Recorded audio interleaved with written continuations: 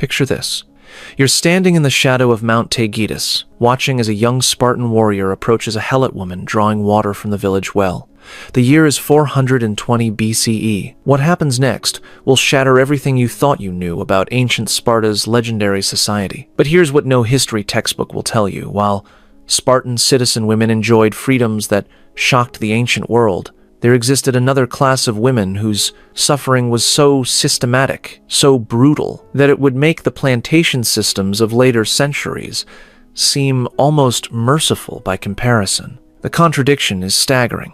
Sparta celebrated itself as the pinnacle of warrior culture and civic equality, yet this entire system rested on the mass enslavement and ritualized torture of an entire population. For every free Spartan citizen, there were 7 helot slaves, and the women among them faced horrors that went far beyond mere servitude. The helot system didn't emerge overnight. It was forged in blood across 2 devastating wars that would define Spartan society for centuries. Between 743 and 724 BCE, Sparta launched the First Messenian War, conquering their fertile western neighbors. But conquest wasn't enough. What came next was unprecedented in the ancient world. Unlike other Greek states that killed defeated males and sold women and children into slavery across the Mediterranean, Sparta made a calculated decision that would haunt both peoples for generations. They would keep the entire Messenian population as hereditary slaves, bound to the land,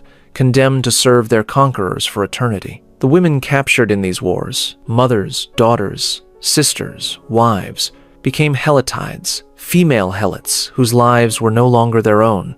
Archaeological evidence from Messene reveals the scale of this tragedy. Entire households buried together, suggesting mass suicides rather than capture. Those who survived faced a fate many considered worse than death. But here's what makes this even more chilling. Unlike chattel slavery, where individuals could theoretically be freed or sold elsewhere, the helot system was designed to be permanent. These women and their daughters, and their daughters' daughters, would remain bound to Spartan masters across generations with no hope of escape. Before diving deeper into these forgotten stories of survival and suffering, if you enjoy learning about the hidden truths of history, consider hitting that like button and subscribing for more content like this. And please comment below to let me know where you're listening from. I find it incredible that we're exploring these ancient stories together from different parts of the world, connected across time and space by our shared curiosity about the past. By 420 BCE, when our scene at the well takes place, this system had been operating for over 3 centuries. The helot woman drawing water wasn't just a slave. She was the descendant of conquered peoples, her bloodline marked for eternal servitude. Every autumn, Sparta declared war, not against foreign enemies, but against their own helot population. This wasn't symbolic. It was a legal mechanism that allowed Spartans to murder helots without religious contamination, and the women were not spared. The Cryptia, Sparta's secret police force of young warriors, roamed the countryside with a license to kill. Their primary targets were strong helot men who might lead revolts, but helot women faced their own unique horrors. They were beaten, raped, and killed to send messages to the broader helot population. Plutarch describes these young Spartans hiding during the day and emerging at night, like wolves, hunting human prey. Archaeological excavations near Githium have uncovered mass graves from this period, skeletal remains showing evidence of blunt force trauma, with a disproportionate number of women bearing injuries consistent with sexual violence before death. But the true genius of Spartan cruelty lay not just in random violence, but in calculated psychological terror. Helot women were forced to watch as their strongest men were systematically eliminated. They learned that resistance meant not just their own death, but the death of their children, their parents, their entire families. During the Crypteia season, helot women developed elaborate warning systems, coded songs while working, specific arrangements of household items. Even the way they hung laundry became signals of approaching danger. These survival networks, passed down through generations of terrorized women, represent one of history's earliest examples of organized resistance to state terror. The psychological impact was devastating and intentional. Spartan authorities understood that Controlling women meant controlling the entire helot population's ability to organize, reproduce, and maintain cultural identity. Here's where Sparta's system becomes truly horrific. Helot women weren't just laborers, they were breeding stock for the Spartan state. While citizen women followed strict marriage laws designed to produce warrior offspring, helot women faced a different nightmare: forced sexual service to maintain Sparta's population. Aristotle hints at this system in his Politics, noting that Spartan men used helot women to increase the population. Modern scholarship has revealed the full scope of this program. Young Spartan men, before marriage, were expected to father children with helot women. These children, called mothakes, occupied a liminal status, neither citizen nor slave, but bound to serve their Spartan fathers. The process was systematic. Helot women showing signs of fertility were separated from their families and assigned to Spartan households specifically for reproduction. They had no choice in partners, no say in when or how often they would be forced to conceive. Pregnancy offered no protection. They continued heavy labor until birth, often resulting in complications that Spartan masters viewed as acceptable losses. Archaeological evidence from Spartan burial sites reveals the brutal reality. Infant mortality rates among helots were nearly double those of citizens, and maternal death rates suggest that helot women were treated as expendable resources in the reproduction process. But here's the most twisted aspect. Successful helot mothers were sometimes rewarded with slightly better treatment, creating a psychological dynamic where survival depended on successful breeding for their oppressors. This system didn't just exploit their bodies. It corrupted their maternal instincts into tools of their own enslavement. The children born of these unions faced their own horrors.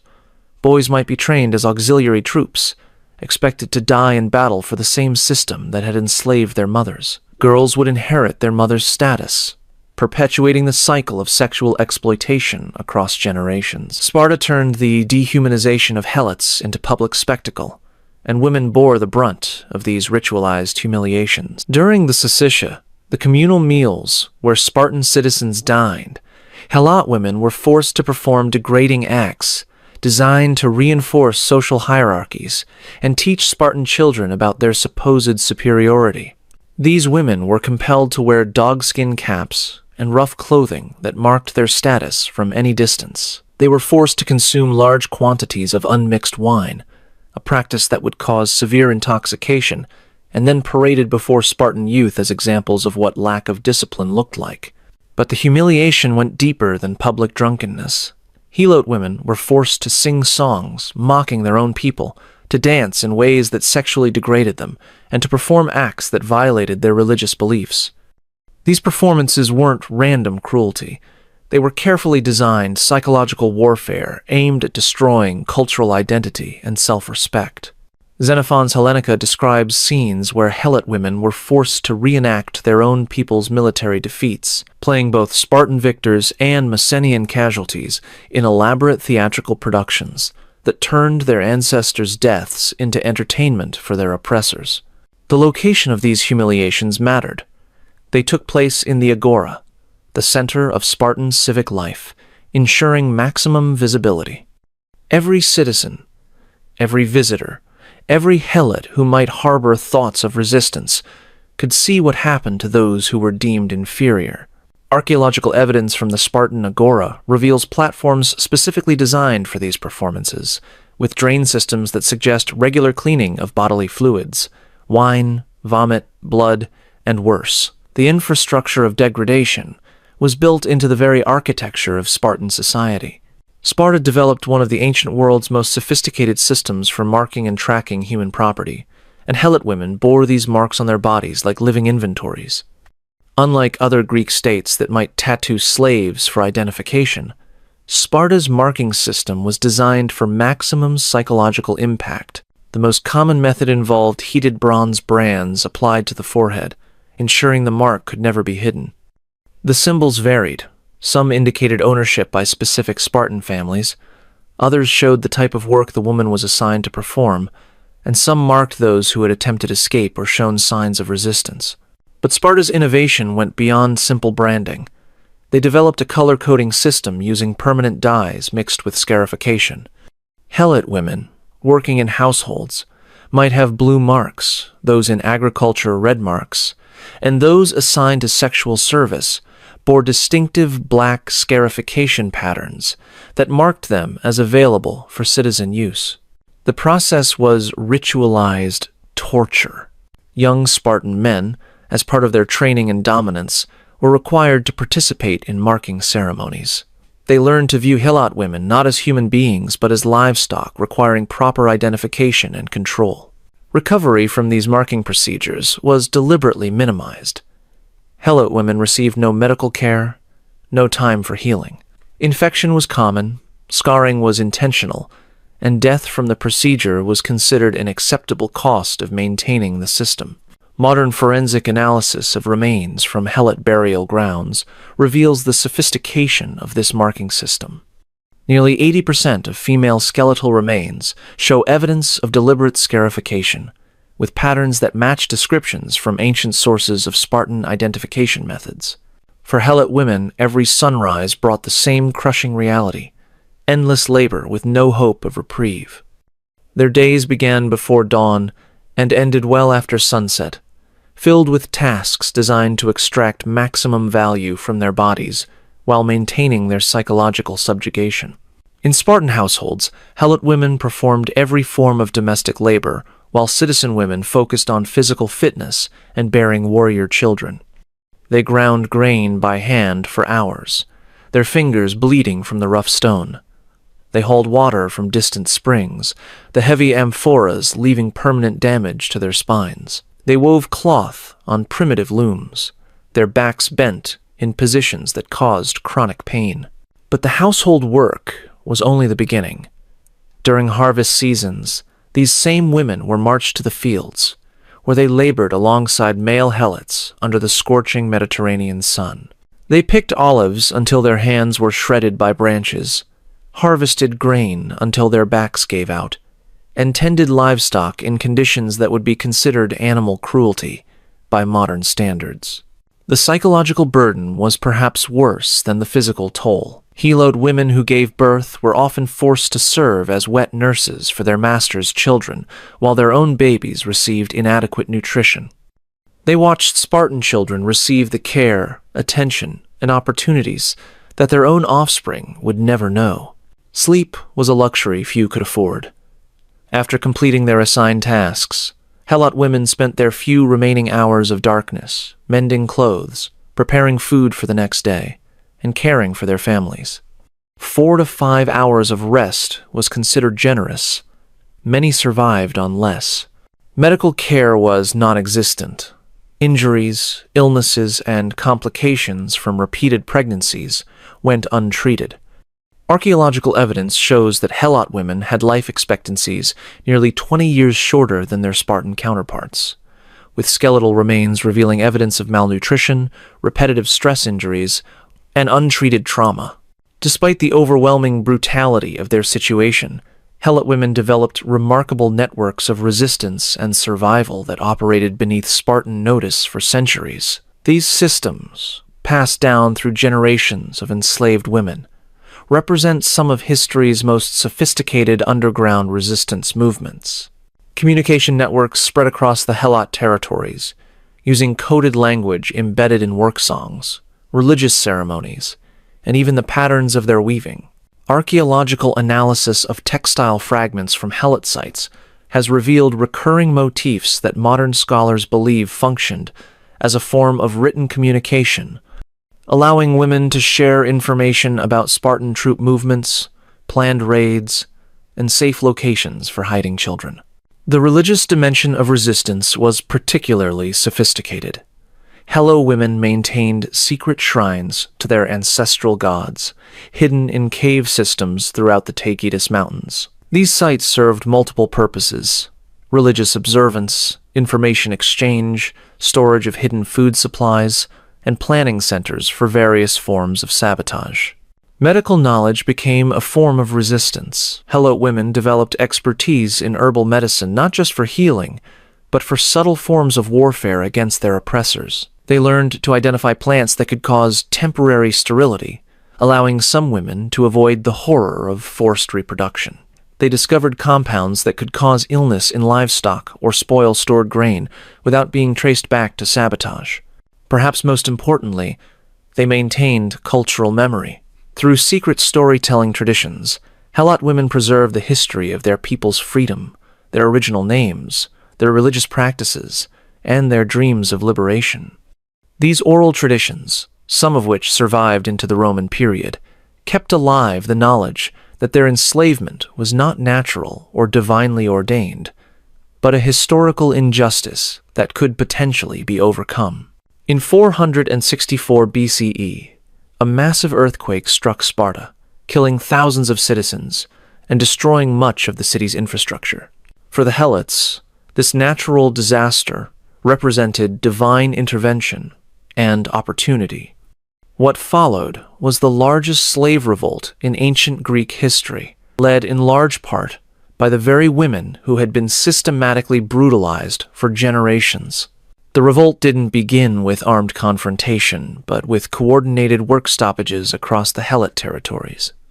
Women who had spent their lives in forced labor simultaneously abandoned their posts, leaving Spartan households without food, water, or basic care. The timing was perfect. With so many Spartan men killed in the earthquake, the remaining citizens were vulnerable as never before. Archaeological evidence from this period reveals the sophistication of Helot planning. Weapons caches hidden throughout the Messenian countryside suggest years of preparation. Communication networks that had been used for survival suddenly became military command structures. Women who had learned to move invisibly through Spartan society became intelligence gatherers and saboteurs. The revolt's leadership structure challenges every assumption about ancient Greek gender roles. While male Helots provided military muscle, the strategic planning and logistical coordination was largely managed by women who had spent decades observing Spartan weaknesses and developing survival networks that could be transformed into resistance cells. For nearly 10 years, Helot forces controlled much of Messenia, establishing what amounted to a free state within Greek territory. During this period, archaeological evidence suggests a remarkable social experiment. Former slaves created egalitarian communities where gender roles were more flexible and decision-making was more democratic than in any contemporary Greek state. The revolt's eventual defeat came through Athenian intervention. The same Athens that would later pride itself on democratic ideals helped Sparta suppress the greatest slave uprising in Greek history. The reprisals were savage beyond description, with Helot women bearing particular brutality as punishment for their leadership roles. The Helot system reveals the fundamental lie at the heart of Spartan society. Their vaunted military excellence was built entirely on the suffering of enslaved populations who vastly outnumbered their citizen warriors. Every Spartan hoplite who stood at Thermopylae was supported by approximately 7 Helot slaves whose labor, reproductive capacity, and very lives were considered expendable resources. Modern calculations suggest that at its peak, Sparta's Helot population included roughly 140,000 women living in conditions of systematic brutalization. Their agricultural labor fed the citizen population. Their domestic work maintained Spartan households. Their reproductive capacity provided additional workers and soldiers, and their constant terror ensured the system's stability. The economic mathematics are stark. Without Helot labor, Sparta's military system would have been impossible. Citizens could dedicate their entire lives to warfare only because enslaved women handled every aspect of economic production and domestic maintenance. The famous Spartan equality among citizens was purchased through the absolute inequality imposed on everyone else. But the moral cost extended beyond the Helots themselves. Archaeological evidence suggests that the brutalization of Helot women fundamentally corrupted Spartan society, creating patterns of violence and dehumanization that ultimately contributed to their military decline. Soldiers trained to view half the human population as subhuman property proved increasingly ineffective against enemies who could motivate their entire populations to fight for freedom. The Helot system also created fatal military weaknesses that enemies learned to exploit. By the 4th century BCE, opposing armies regularly encouraged Helot desertion by offering freedom and citizenship. Entire Spartan military campaigns collapsed when Helots support troops abandoned their posts, leaving citizen warriors without supply lines or logistical support. The systematic brutalization of Helot women in Sparta represents one of history's most comprehensive attempts to reduce human beings to mere economic and reproductive resources. Unlike other ancient slave systems that at least theoretically offered paths to freedom, the Helot system was designed to be permanent, hereditary, and total. Understanding this history matters because the mechanisms of oppression developed in Sparta, the combination of economic exploitation, sexual violence, psychological terror, and cultural destruction, became templates that would be repeated throughout human history. The plantation systems of the Americas and the systematic oppression of women in various societies all echo techniques first perfected in ancient Sparta. But perhaps most importantly, the story of Helot women demonstrates the incredible resilience of human dignity under the most extreme conditions. Their resistance networks, cultural preservation efforts, and eventual revolt prove that no system of oppression, however sophisticated or brutal, can completely destroy the human capacity for hope and resistance. The archaeological record continues to reveal new details about Helot life, challenging romanticized views of ancient Sparta while honoring the memory of those who suffered under its system. Each excavation uncovers more evidence of lives lived in desperate circumstances, of communities that maintained their humanity despite systematic attempts at dehumanization, and of women whose courage and intelligence created networks of survival and resistance that outlasted their oppressors. Their story reminds us that behind every celebrated ancient civilization lay real people whose suffering made that civilization possible. The marble statues and bronze weapons we admire in museums were created through systems that treated human beings as expendable resources.